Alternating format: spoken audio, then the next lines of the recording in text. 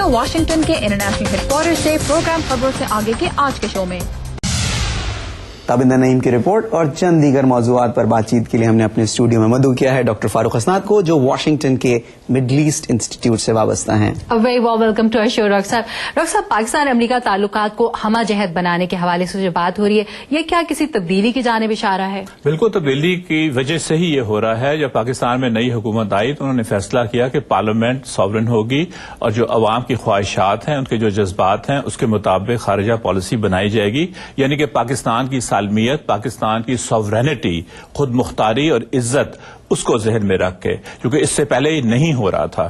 تو American policy makers, خاص طور پر بش ایڈمنسٹریشن، بھی اسی تبدیلی کو دیکھ کر اپنی پالیسی میں ری ایڈجسٹمنٹس کر رہی ہیں.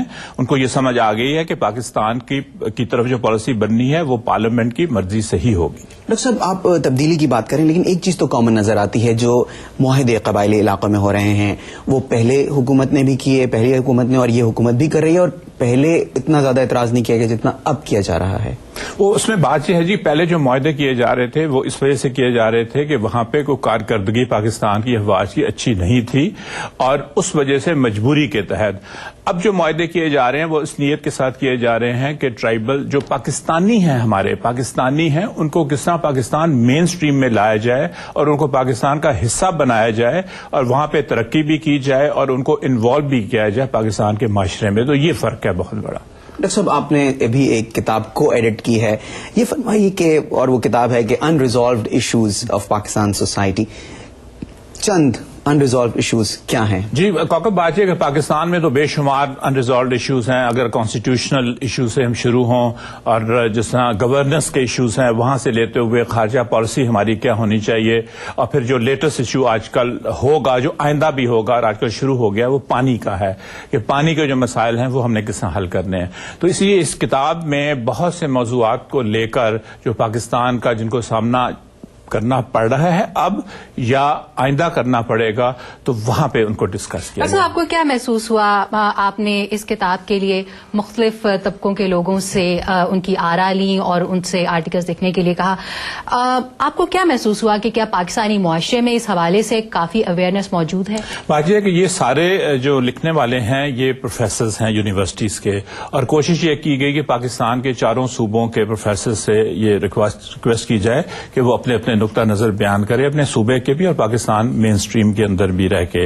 اور یقیناً اس سے لوگوں کو آگاہی ہوگی کہ پاکستان کے کون سے ایسے مسائل ہیں جو حل کچھ ہوئے، کچھ نہیں ہوئے، اور پھر کس طرح کون سی تدبیر استعمال کر کے آئندہ ہم ان کو حل کر سکتے ہیں. ڈاکٹر صاحب، ایک جو بات کہی جاتی ہے اکثر کہ the only thing we learn from history is that we never learn from the history.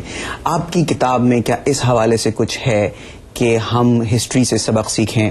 جی کیونکہ بات یہ ہے کہ جہاں پاکستان میں لمبے ماشاء اللہ دور آئے، وہاں پہ پاکستان میں ڈیموکریسی کے سپیلز بھی ہم نے دیکھے اور سول سوسائٹی کو ایکٹیویٹ ہوتا بھی ہم نے دیکھا.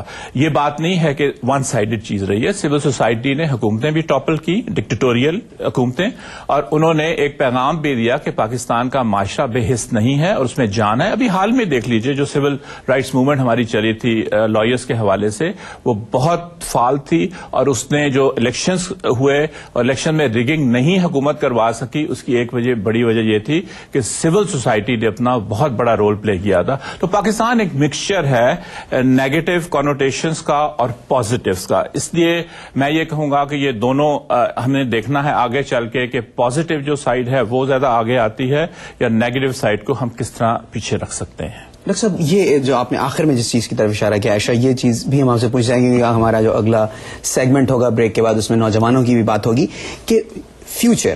ابھی ہسٹری پہ تو نظر ڈالنا بہت آسان ہے، ماضی کی غلطیوں کو پوائنٹ آؤٹ کرنا بھی بہت آسان ہے. فیوچر پرسپیکٹوز ہمیں کہاں ملیں گے؟ دیکھیے فیوچر آپ دیکھ لیجئے نوجوانوں میں، جس طرح آپ نے بات کی، اس لیے کہ آپ انفارمیشن میڈیا کو دیکھ لیجئے، کمیونیکیشن سیکٹر کو دیکھ لیجئے، ان پہ تو نوجوانوں نے ایکچولی ان کا ہولڈ آ گیا بہت، اور وہی سب سے کامیاب ہمارا سیکٹر ہے.